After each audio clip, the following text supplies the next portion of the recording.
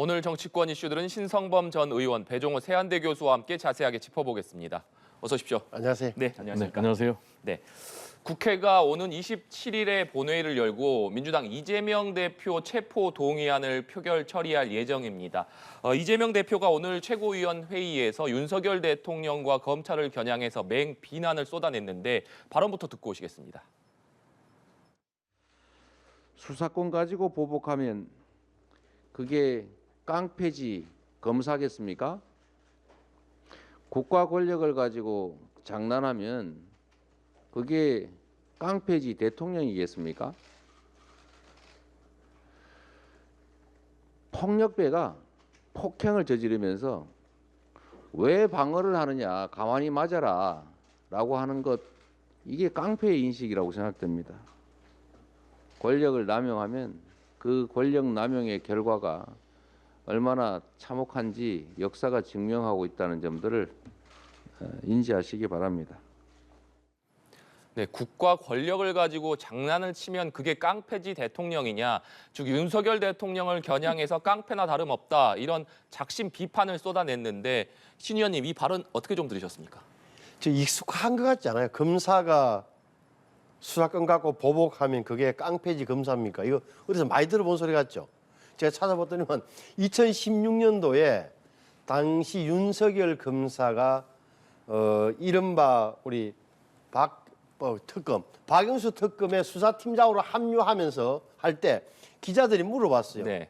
윤 검사 뭐냐면 이게 옛날에 저 국정원 댓글 수사 때 수사해가지고 정권의 미움을 받아서 좌천됐던 것 때문에 당신이 이거 특검에서 수사팀장하면 보복 수사할 거라는 걱정이 많다 그랬잖아요. 그때 윤석열 수사팀장이 했던 말이 검사가 수사권 갖고 보복하면 그게 깡패지 검사입니까? 이 말이. 그걸 갖다가 이제 이재명 대표는 윤석열 대통령이 돌려준답시고 이렇게 말씀하시는 건데 뭐 이재명 대표 입장에서는 뭐 저렇게 하는 게 가장 완벽하게 자기 방어를 하는 거라고 생각하겠지만 저대모 그러니까 검찰이 아니면 대통령이 정말 정적을 보복하기 위해서 검찰권을 남용하고 있는 건지 또 검사가 완전히 하는 건지 뭐 잘못하고 있는 이 판단은 미안하지만 법정에서 다툴 수밖에 없다.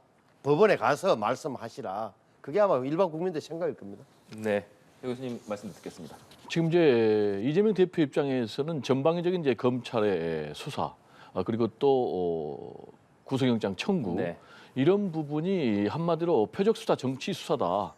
그런데 이것은 깡패와 같은 폭력이다라고 규정을 하고 있는 거예요.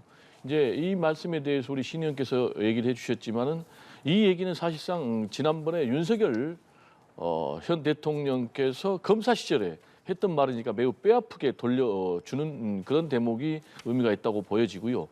그리고 두 번째로는 역시 자신은 이런 폭력과 같은 검찰의 보복 수사, 표적 수사의 피해자다라는 걸 이제 강조하기 위한 것이고요. 그러면서 동시에 따라서 지금 민주당에서는 전방위적으로 지금 국회 체포동의안에 대해서 부결하겠다는 것 아니겠습니까? 그래서 이런 부분을 정당화하겠다라는 이제 그런 입장으로 보여지고요. 마지막으로는 앞으로 이런 검찰의 전방위적 보복 수사, 표적 수사에 대해서 역시 전면전으로 대응하겠다라는 그런 예고로 저는 들립니다. 그러면서 이제 경고를 했지 않습니까? 이렇게 국가의 검찰 수사권을 가지고 장난을 친 정권의 말로는 좋지 않았다. 지난번에 언급을 했지 않습니까? 사법살인으로 숨졌던 조봉암 정치인 같은 경우 결국 이제 이승만 정권이 무너졌고 그리고 또 YS를 제명했던 유신 독재 정권도 결국 무너졌고 그리고 또 김대중 전 대통령에 대해서도 사형을 선고까지 내렸던 그런 이제 군사정권도 결국 무너졌다. 그래서 이렇게 계속하게 되면은 결국은 무너질 것이다. 그리고 앞으로 대정부 또는 대정권 투쟁을 계속해 나가겠다라는 이제 그런 뜻이 아닌가 이렇게 해석이 됩니다. 네. 이재명 대표는 적절한 시점에 입장을 밝히겠다, 이렇게 기자회견도 예고하기도 했습니다. 이재명 대표가 기자회견을 연다면 구체적으로 어떤 입장을 좀 밝힐 것으로 전망을 하십니까? 제 예상이 맞을 겁니다. 특별 기자회견 이런 식으로 해서 아마 종합판으로 지금까지 장외 집회에서 연설했던 내용 모든 걸 종합해서 이야기하겠죠. 그러니까 완전히 이거는 이제 어떻게 보면 민생 대 검찰 탄압, 정권 탄압을 대비시켜 가면서 이렇게 내가 처절하게 당했다. 근데 이 정부는 민생은 내팽개치고 있다는 이야기를 재심장이 맞을 겁니다. 특별 기자회견 형식으로 할 거다. 그 타이밍은 뭐 적절한 타이밍을 볼 텐데 정치 효과를 극대화하는 그런 시점이 되지 않겠나 이렇게 보여집니다. 네. 내일 오전 10시 반에 이재명 대표가 기자간담회를 개최할 것이다. 이런 소식이 들어와 있는데 이재명 대표가 이 기자회견에서 신 의원님이 말씀하신 대로 검찰의 여러 가지 구속영장에 적시한 혐의에 대해서 반박할 가능성이 높겠습니다만 여기에 더해서 이 대표가 체포동의안이 부결된 이후에 본인의 거취나 행보에 대한 입장을 밝힐 가능성은 없을지 그 부분은 어떻게 좀 보십니까? 제가 볼 때는 뭐 그건 굉장히 성급한 그런 예측인 것 같고요. 네. 왜냐하면은 일단 체포동의안이 전반적으로는 부결될 가능성이 굉장히 우세하지만 체포동의안이 가결될지 부결될지 나오지도 않은 상황에서 그 이후에 본인의 거취를 연기해서 밝힌다는 건 좀 성급한 것 같고 역시 이제 내일 기자회견을 한다면은 검찰의 구속영장 청구가 왜 무리한 구속영장 청구인가라는 부분에 초점이 맞춰져 있지 않겠습니까? 네. 그리고 이제 구체적으로 조목조목 반박을 할 것 같아요. 역시 이제 핵심은 과연 자신의 혐의가 타당한지 지금 이제 혐의를 적용하고 있는 것은 대장동과 관련해서는 배임 네. 그리고 또 성남 FC 후원금과 관련해서는 제3자 뇌물죄 아니겠습니까?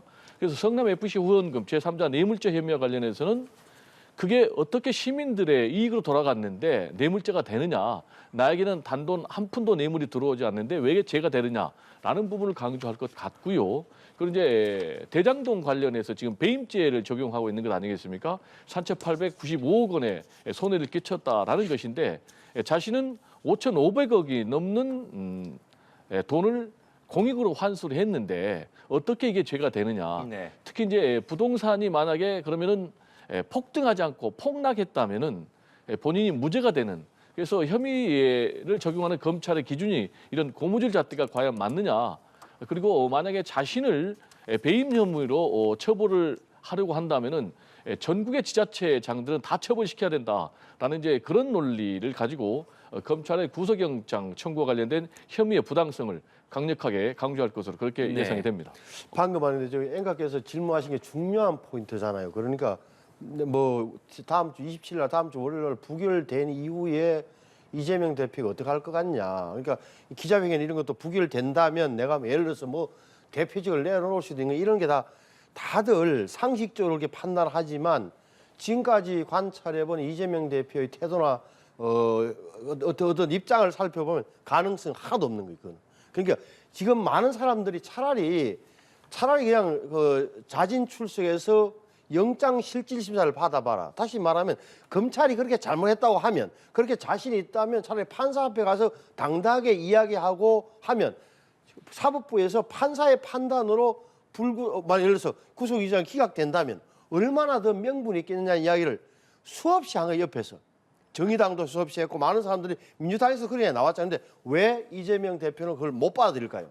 만에 하나 삐끗하면 만에 하나 판사 사인을 하면은 자기는 완전히 만사가 끝난다는 저 강박관념에서 못 보자 불안감에서 그러니까 안 나가는 마당에 자 부결된다고 해서 그 후에 대표를 내려놓겠다는 우아한 정치적인 무슨 굉장한 무슨 결단을 보여줄 만한 그런 행보는 취할 가능성이 없는 거죠. 네.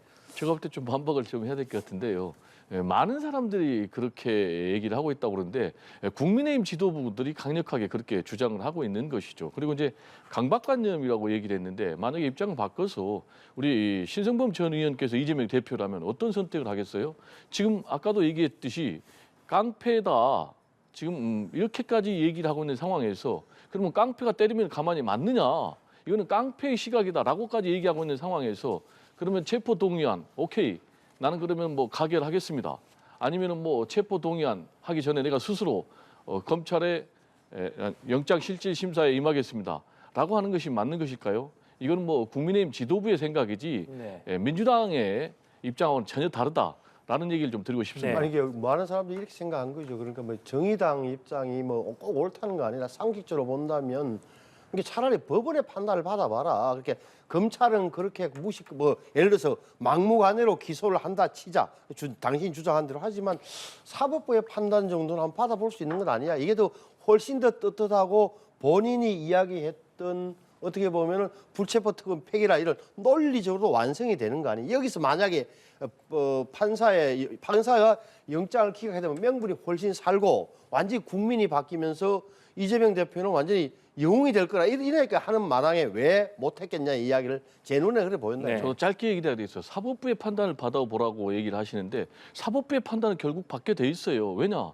이번에 체포동의안이 부결이 되면은 검찰에서 불구속 기소할 거거든요. 그럼 결국은 유죄냐 무죄냐는 사법부에서 결론이 나는 거예요. 그리고 만약에 체포동의안이 가게 되면 그렇다 하더라도 영장 실질 심사를 받아야 되는 거예요. 그러니까 그 부분은 사법 절차에 따라서 하면 된다라는 얘기를 좀 드리고 싶습니다. 네. 어제는 민주당 의원총회가 열렸습니다. 여기에서 이재명 대표 체포 동의안 부결 여부를 당론으로 정할 것이냐 이 부분이 관심이 쏠렸었는데 당론으로 정할 필요조차 없었다. 비명계 의원들조차도 부결에 찬성하는 뜻을 밝히면서 자율투표로 결정하긴 했지만 이것이 당론으로 결정할 필요가 없을 정도로 의원들 간의 의견이 일치했다. 이런 얘기들이 나왔거든요. 비명계까지도 이렇게 체포동의안을 부결시켜야 된다라는 목소리를 낸 배경 어떻게 좀 봐야겠습니까? 우선 제가 보기에는 뭐랄까 이 국면 그러니까 이번에 성남 FC와 대장동의 배임 성남 FC의 제3자 뇌물죄 요건에 대해서는 자 네. 우리 비명계도 누구든 불만 있는 사람들도 이번에는 일단 한 배를 같이 탄다. 이번에는 좋게 지켜낸다. 그 말을 바꾸면 그 다음은 생각해 보자. 무슨 뜻이냐? 이번에만 있는 게 아니죠. 다시 우리 알다시피 지금 뭐 백현동 옹벽 아파트 것도 있잖아요. 그 옹벽 아파트 것은 아신 대로 토지 용도를 뭐 4단계로 녹지에서 완전 준주에 4단계로 뛰게 해 만들어졌던 그 대목이 하나는 428억인가 그 있잖아요. 대장동 수익에 예를 들어서 약정 배분 약정설도 수사 중이고 또 하나는 쌍방울 그룹이 대납했다는 어떻게 보면 방북 비용 800만 불 문제도 걸려 있는 거. 이렇게 되면 이번에 예를 들어서 부결된다 칩시다. 그럼 계속적으로 검찰에서 구속영장 또는 뭐 영장 체포동의안이 들어올 텐데 그때 가면 상황 봐서 다르게 판단할 여지도 있다라고 비명계들이 판단한 걸로 보이는 네. 거예요. 지금은 이번에는 오케이 같이 간다. 다음에는 모른다 이 말. 네, 어제 의원총회를 마친 뒤에 민주당 의원들의 얘기를 좀 들어보니까 이번에 체포동의안을 부결시키자는 데는 의견이 같았습니다만 그 이후를 좀 우려하는 목소리들도 있더라고요. 총선이 이제 1년밖에 남지 않은 상황이기 때문에 이렇게 해서 계속해서 민주당의 이미지가 좀 깎여 나가는 것은 지도부가 대책을 좀 마련해야 되는 것 아니냐 이런 목소리들도 나오는 것 같은데 이 부분은 어떻게 좀 보십니까? 그 이유는 뭐 어차피 상황에 따라 달려 있는 네. 것이죠. 그게 무슨 얘기냐면 만약에 이번에 국회에서 체포동의안 표결과 관련해서 압도적으로 부결이 됐다. 네.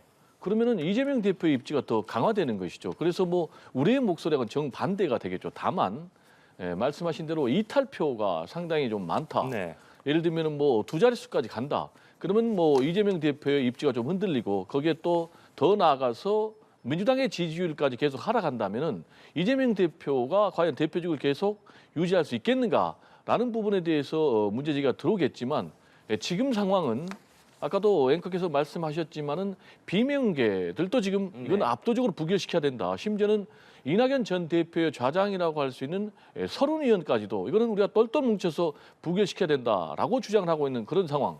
그러면 왜 이렇게 비명계 또는 이낙연계 좌장까지 나서서 체포동의안 부결의 정당성을 강조하고 있느냐? 역시 그 첫 번째는 이게 명분이 없다라는 거예요. 즉 명분이 없다라는 것은 뭐겠습니까? 이미 지금 민주당 같은 경우 야당 탄압이다. 이재명 대표 죽이기다라고 규정한 상황에서 찬성표를 던질 수가 있겠습니까? 네. 라는 것이 하나 있고요. 두 번째로는 이번에 검찰이 구속영장을 청구를 했는데 막상 구속영장 청구 내용을 보면은 전혀 혐의에 대한 구체적인 소명이 없다는 것이죠.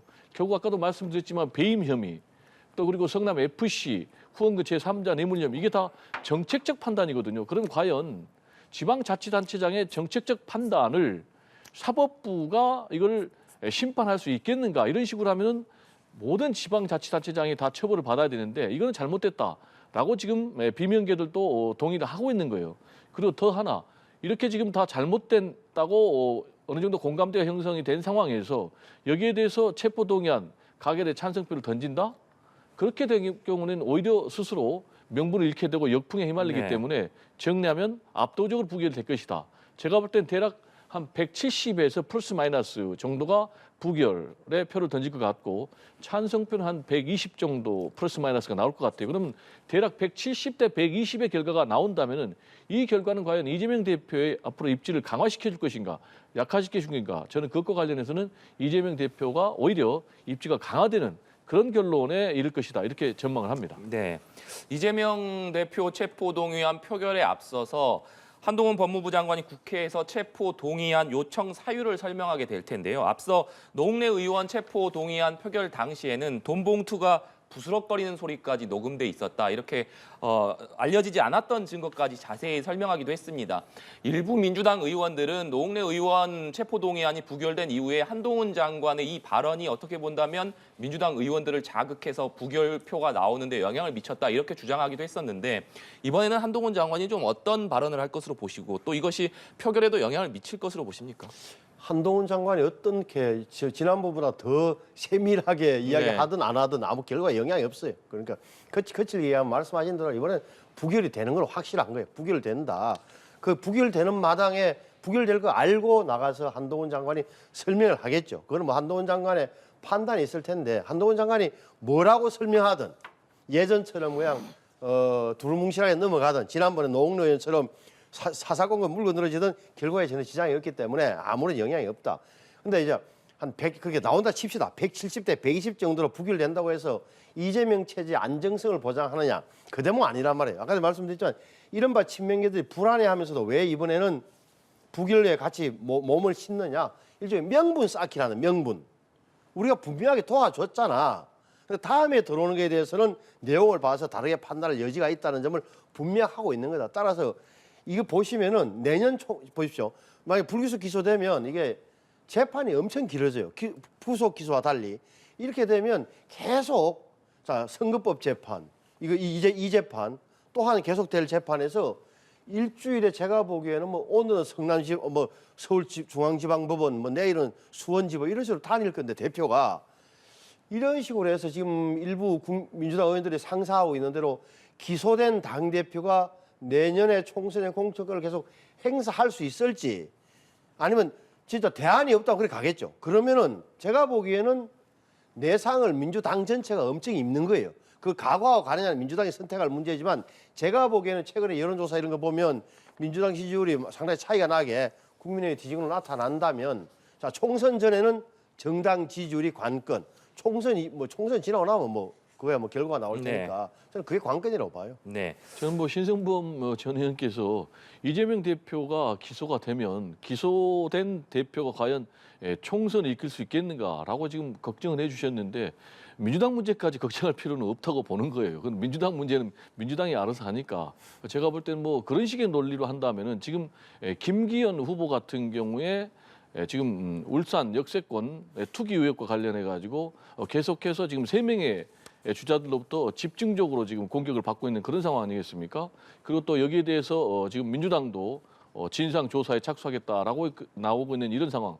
그렇게 되면은 만약에 김기현 후보가 당 대표에 당선이 되면은 이게 제2의 대장동 사건으로 비화될 가능성이 높은 거예요. 그럼 오히려 국민의힘은 이런 부분에 대해서 걱정하는 것이 더 맞지 않나 이런 생각이 좀 듭니다. 네. 국민의힘 전당대회 얘기로 자연스럽게 좀 넘어가게 됐는데 지금 국민의힘 후보들 사이의 연대 여부가 좀 관심을 끌고 있는 상황입니다. 특히나 지지층이 겹친다고 평가받는 안철수 천하람 후보가 2차 토론회 이후에 부쩍 가까워진 모습을 보이고 있는 상황인데 상권 회복을 위해서 이태원에 함께 방문하자라고 천하람 후보가 안철수 후보에게 이렇게 제안을 했습니다만 안철수 후보가 이것을 뭐 받아들이진 않았습니다. 그럼에도 불구하고 안철수 후보와 천하람 후보 간의 연대가 이루어지는 것 아니냐 이런 얘기들은 계속해서 제기되고 있거든요. 이 부분 어떻게 좀 전망하십니까? 우선 전제돼야 될 게 결선 투표가 있다는 것 사실 자체가 1차 투표까지는 연대가 없는 거예요. 네. 그러니까 연대를 옛날에 중간에 그만두고 밀어주고 하는 이런 걸 없애기 위해서 결선 투표를 만들어놨다. 지금 그래서 연대라는 이야기는 어떻게 보면 결선 투표에 대비한 연대의 기초, 뭐 바닥을 다진다 이 정도 의미일 텐데 천하람, 안철수 후보 두 후보 간의 연대는 결과적으로 결선을 가게 되면 결선에서 결과적으로 이루어지는 거예요. 네. 그 결과일 뿐이지 사전에 뭐 지금 둘이 친한 것 같다 매개 통한다 이런 아무 의미 없는 얘기. 사실 결선 투표에 가게 된다면 어떻게 연대가 이루어질지는 뭐 쉽게 예측할 수는 없습니다만 아무래도 앞서 말씀해 주셨듯이 천하람 후보와 안철수 후보 또 김기현 후보와 황교안 후보 간 연대 가능성이 높은 것 아니냐 이런 전망들이 많습니다. 그럼에도 불구하고 황교안 후보가 계속해서 김기현 후보의 울산 KTX 땅 투기 의혹을 집중적으로 제기하고 있는 상황이기 때문에 이 부분에 대해서는 김기현 후보도 강하게 반발하고 있는 상황 아니겠습니까? 그렇기 때문에 김기현 후보와 황교안 후보가 결선 투표에 갔을 때 과연 연대가 가능할 것이냐 이런 부분에 의문도 생기거든요. 이 부분은 어떻게 보십니까? 제가 볼 때는 김기현, 황교안 두 후보의 지지층이 상당히 겹치지 않습니까? 영남 그리고 또 노령층 네. 그리고 반면에 천하람 그리고 또 안철수 두 사람의 지지층이 뭐 2030 또 수도권 이렇게 겹치지 않습니까?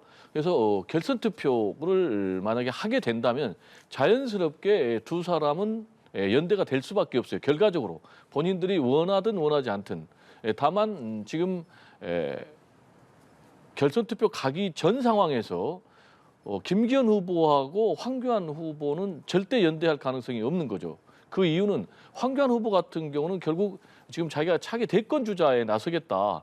그 일종의 과정으로 지금 전당대회에 출사표를 던진 것이거든요. 그래서 확실하게 정통 보수의 차기 대권 주자는 자신이다. 네. 라는 그런 이미지를 강력하게 부각을 해야 되기 때문에 지금 그런 차원에서 김기현 후보를 울산 KTX 역세권 투기 의혹과 관련해서 후보 사퇴라.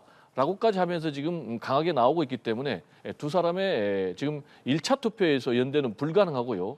다만 천하람, 안철수 두 사람 같은 경우는 지금 연대 가능성은 열어놓고 있는데 지금 천하람 후보 같은 경우는 1차에서도 연대 가능성을 열어두고 있는가 하면은 지금 안철수 후보 같은 경우는 2차의 연대 가능성에 무게를 두고 있거든요. 네. 그거는 뭐냐면은 지금 천하람 후보 같은 경우는 1차에서부터 연대 가능성을 계속 보임으로 인해서 결국은 두 사람의 어떤 비윤 내지는 또 반윤표를 본인이 가져와 가지고 본인이 2위로 올라가 가지고 본인이 결선 투표로 가겠다라는 그런 전략적인 속셈이 있기 때문에 그렇게 나온 것이고 반면에 안철수 후보 같은 경우는 그렇게 되면은 본인이 3위도 될 수 있는 그런 상황이기 때문에 이태원 같이 가자라고 천하람 후보가 얘기하니까 거기까지는 하지 않겠다라고 네. 지금 나오는 그런 상황입니다.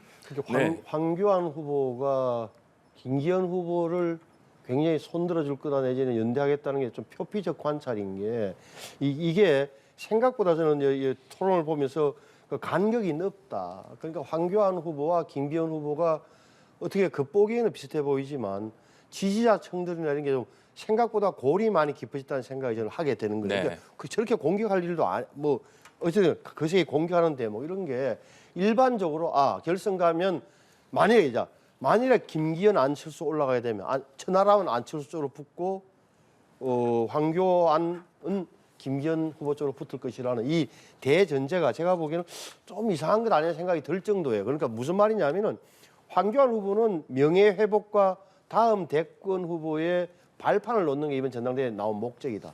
그럼 본인이 결선에 안 올라가면 누구 지지를 선언하지 않은 채 빠질 가능성이 높다. 그럼 지지자층들은 어떻게 될 것인가? 지지자층들은 거의 대다수가 김기현 쪽으로 가느냐?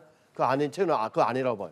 조금 상당수는 또 안철수로 이동할 수 있는 가능성을 갖고 있는 그런 성향을 갖고 있는 표들인 같다고 분석이 되는 거예요. 그렇다면 제가 보기에는 또 하나는 지도자, 그러니까 자기가 밀었던 후보가 그만둔다고 해서 아니면 누구 손을 들어준다고 해서 쭉 따라가는 구조가 아니에요. 표가 또 다 나눠진다니까요. 천하람 후보가 예를 들어서 뭐 결선에 못 올라가면 또 일부는 또 상당수는 안철수로 가겠지만 일부는 또 김기현으로 갈 수 있는 거고 안철수 후보가 만약에 못 올라가게 되면 상당수는 천하람으로 가겠지만 일부는 또 김기현으로 갈 수 있는 대목이다. 그래서 지도자가 자기가 지지했던 후보자가 빠진다고 해서 누구 손을 들어준다고 해서 네. 누구 어느 쪽으로 방향을 지시한다고 해서 쭉 따라가는 구조는 현재는 아니다는 것도 염두에 둬야 돼요. 네. 알겠습니다. 오늘 두 분 말씀은 여기까지 듣도록 하겠습니다. 지금까지 신성범 전 의원, 배종호 세한대 교수와 함께 얘기 나눠봤습니다. 오늘 말씀 고맙습니다. 네, 감사합니다.